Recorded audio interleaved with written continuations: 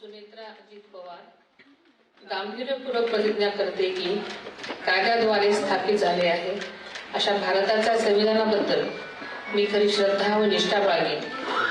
मी भारताची सार्वभौमता व एकात्मता उन्नत राखीन।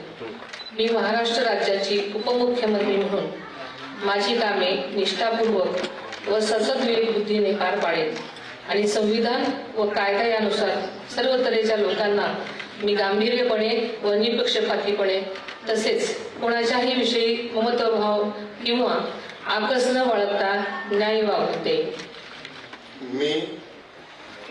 मी सुनेत्रा अजित पवार गांभीर्यपूर्वक प्रतिज्ञा करते की महाराष्ट्र राज्याची उपमुख्यमंत्री म्हणून माझ्या विचारार्थ आणली जाईल किंवा मला ज्ञात होईल अशी कोणतीही बाब अशी उपमुख्यमंत्री म्हणून माझी कामे यथायोग्य पार पाडण्यासाठी आवश्यक असेल ते खेरीज करून एरवी मी कोणत्याही व्यक्तीला किंवा व्यक्तींना प्रत्यक्षपणे वा अप्रत्यक्षपणे कळवणार नाही किंवा त्यांच्याकडे उघड करणार नाही।